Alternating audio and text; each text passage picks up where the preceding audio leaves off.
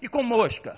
Pode ser sustentável isso? É claro que ao longo de décadas isso aconteceu e isso é uma coisa absurda. Nós temos sim que usar os catadores como agentes ambientais com toda a garantia sanitária para poder prestar os seus serviços à sociedade e ao meio ambiente. Próxima, transparência. Como que a gente consegue uma gestão limpa para os nossos resíduos? É possível? É. Como? Por que isso é possível? Vamos ver o exemplo da natureza. Na natureza não existe poluição, gente. Sabe por quê? Porque, primeiro, há o consumo consciente, que nenhum animal mata por prazer. O leão só vai te comer se ele estiver com muita fome. Se ele estiver satisfeito, ele pode andar à vontade que ele não vai fazer nada. Há um consumo consciente, né? Há uma reciclagem total, toda a matéria orgânica morta, os seres decompositores trabalham essa matéria orgânica, mineralizam, e os vegetais reabsorvem tudo, não existe poluição, existe um consumo consciente, existe reciclagem total, é só você olhar a natureza. Então, o que a política limpa de resíduos nos manda, nos orienta, hoje em dia você pode ter até outros R's, são os 7 R's. 7 R's. Então, é isso que nós temos que buscar. Quando eu botei o título dessa palestra, que é o título do evento, né? Coleta e reciclagem, né? Não adianta coleta e reciclagem indo além do que o primeiro palestrante falou, se não tivesse 7 R's. Primeiro, você tem que reeducar, tem que ter investimentos em educação ambiental, senão a coleta seletiva não funciona, as pessoas não vão separar, não vão apoiar, né? Então, primeiro investimento é a reeducação, no sentido de dar consciência. O melhor fiscal ambiental é a população consciente. Não é o fiscal do INEA, nem o fiscal da Secretaria de Meio Ambiente, é a população consciente. E isso tem que ter investimento em educação ambiental, senão o programa de gestão de resíduos sólidos não funciona. Sem o apoio da população, sem essa consciência ambiental, que só um programa, só investimentos na política pública em educação ambiental se consegue. Por isso que o primeiro R é reeducar, senão você não tem sucesso no programa. O segundo R vem a seguir, é o repensar. Nós temos, antes de pensar em falar em coleta seletiva e reciclagem, nós temos que ter um consumo consciente.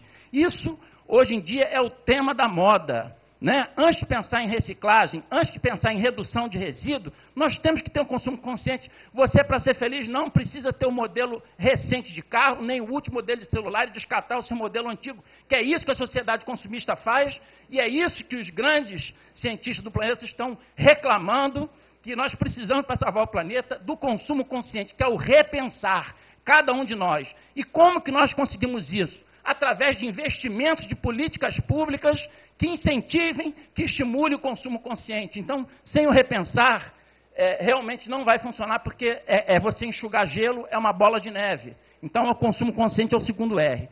O terceiro R, você vê que uma coisa diferente da outra. Simplesmente, se você obrigar as companhias de pneu a fazer um pneu com mais durabilidade, você deixa de produzir, reduz a produção de pneu. Vocês concordam comigo? Se você começa a estimular políticas públicas dos frascos retornáveis ao invés dos frascos descartáveis, muito antes de pensar em reciclagem de garrafa PET, você está deixando de produzir. É muito mais importante não produzir a garrafa, você está reduzindo o resíduo. Isso é política pública, que você, então, vai não gerar o resíduo. Da mesma forma, você pode substituir um produto por outro, né? Em termos de certas baterias mais agressivas de chumbo substituído por outros produtos, você está reduzindo esse resíduo. Agora, com relação a um outro exemplo político de resíduo, é da sacola plástica, que muito contestada, mas na realidade porque ela foi, no meu entender, inadequada. Né? Porque eu cheguei até a discutir isso com o Peri num programa de televisão, se a prefeitura, o governo do estado botar 1 centavo a sacola plástica, tem que pagar, não ia mais ter sacola, ninguém jogava, não precisava cortar a sacola plástica do supermercado, basta a pessoa tirar do bolso, tem que pagar 1 centavo, não vou jogar fora. Agora, você dá a cada 5 itens 3 centavos, eu faço isso, eu tenho consciência, mas 99% da população, vou economizar 30 centavos, vou me dá tudo em saco plástico, porque a política está errada, mas o conceito da sacola plástica é um exemplo político de redução. Quarta política limpa, aí sim, é a reciclagem. Então a reciclagem, gente, está no quarto patamar. Gente, não sou eu que estou falando, está na política de resíduos sólidos, aprovada pelo governo federal, a lei de resíduos sólidos. Então isso aí é uma obrigação de todo município ter políticas para isso. Aí sim, é a reciclagem, primeiro vem a reciclagem, e a reutilização, que o conceito é o mesmo. Qual a diferença entre reciclagem e reutilização? Quando você faz algum processamento naquele resíduo, você está reciclando. Quando você não faz processamento, você está reaproveitando, mas o conceito é exatamente o mesmo. Agora, para que você consiga viabilizar a reciclagem e a reutilização, tem um ponto muitíssimo importante que eu quero frisar para vocês, porque não existe nada, foi falado na engenharia, no desenvolvimento, se não tiver viabilidade econômica, certo?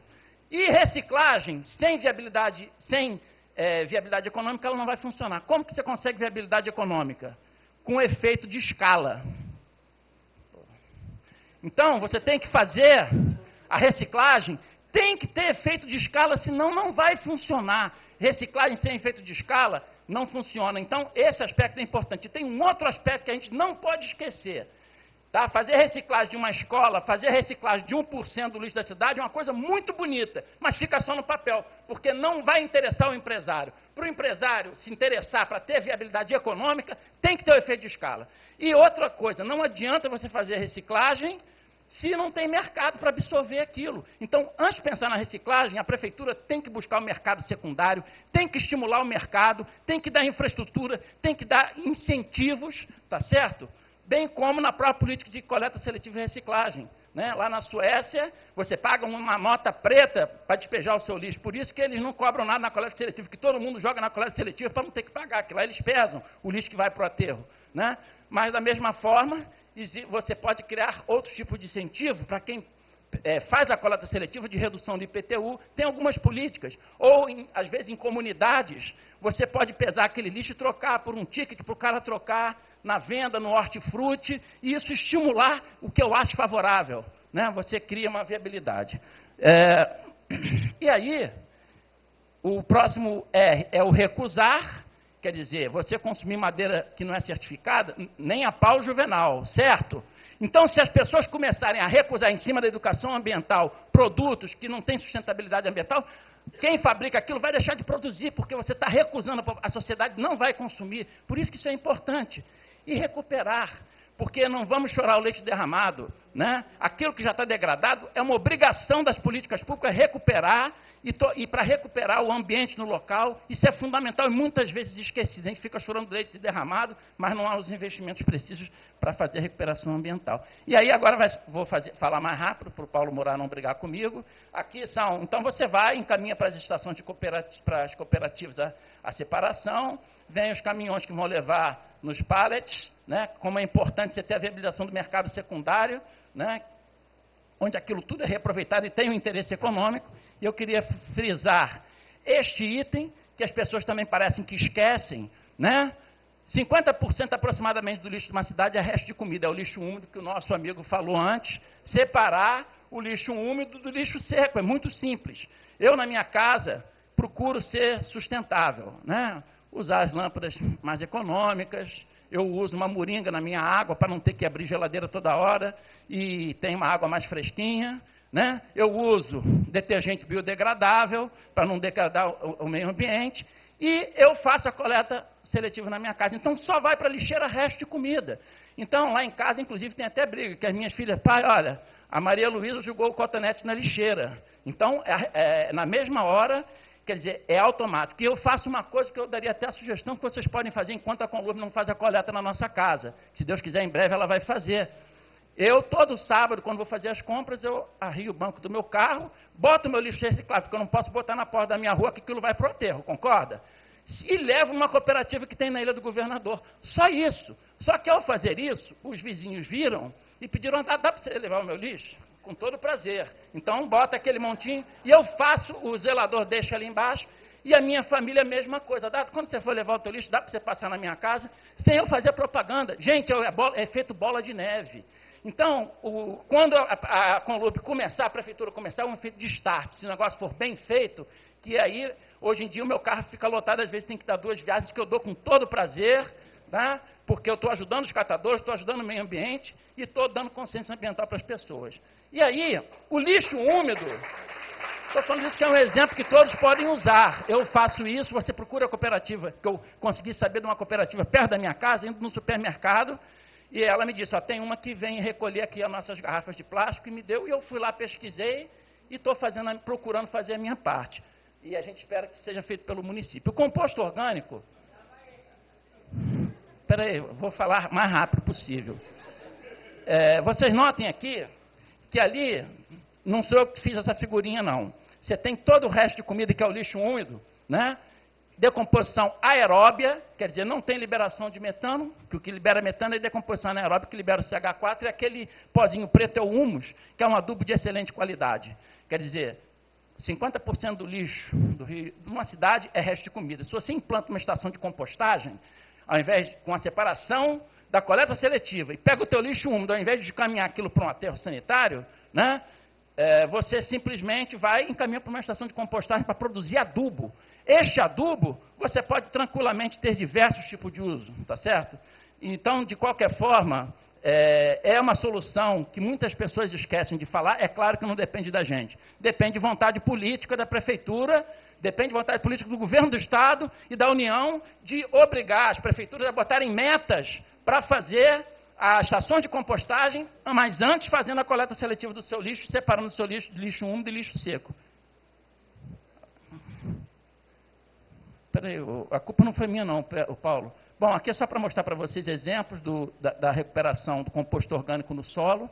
Aqui é só para mostrar para vocês que quando há uma degradação do solo, o humus do solo, que é essa camada aqui, ele fica menor e o solo vai ficando compactado, impermeabilizado, começa a aumentar a enchente. Se nós inteligentemente pegamos e recuperamos o humus do solo, onde o esgoto, o lodo do esgoto e o lixo úmido pode ser transformado em composto orgânico, você aumenta a espessura do solo, aquele solo vai ter mais capacidade de reter água de chuva, ajudando a controlar a enchente e a produzir água doce, né?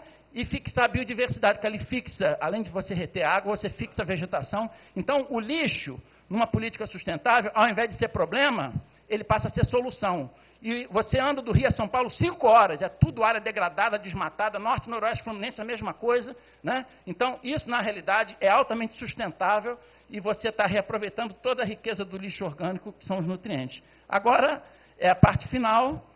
Dentro desse plano de gerenciamento de resíduos sólidos do município, que é uma coisa mais recente, por isso que eu selecionei, certamente, aqui a prefeitura faz, no programa de resíduos sólidos do município, está previsto compostagem, mas que, infelizmente, é menos de 1% do lixo, dos resíduos sólidos que a prefeitura gera, lá no Caju.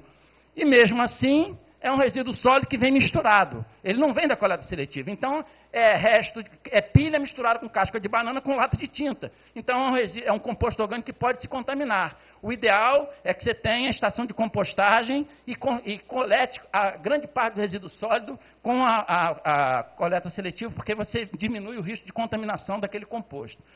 O outro aspecto que está previsto no plano é a ampliação da coleta seletiva da cidade, que já foi dito aqui, processando 20 toneladas dia, certo?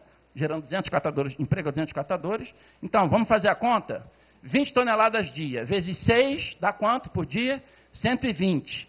O Rio de Janeiro gera quanto por dia? 9 mil. Preciso falar alguma coisa? O Rio gera 9 mil toneladas a dia e vai reciclar 120. Aí, vai entrar um programa de coleta seletiva, onde vai ser feita a coleta seletiva em todos os bairros da cidade, coletando 2 vezes por semana. Isso está lá no plano de resíduos sólidos, né? E veja bem, com todo esse trabalho, está previsto o reaproveitamento de apenas 5% de material. Eu, sinceramente, acho que isso aí é um grande avanço em relação ao passado, mas eu acho que esse plano pode ser complementado. Você pode garantir 5% para agora, que eu acho que até é uma coisa viável. Mas tem que estar previsto no plano metas, para até anos 2030 vamos passar para 10%, 20%, no mínimo 30%. Nós não podemos, se você tem uma boa coleta seletiva, você não vai poder aceitar menos de 30%, que isso é viável se houver vontade política, que não é só com a coleta do lixo nas casas. Tem que ter programa de educação ambiental da população, tem que investir mais, e tem que ter programa na mídia, como tinha na época do Sugismundo, que todo mundo lembra, que quando você jogava um lixo fora, olha o Sugismundo ali.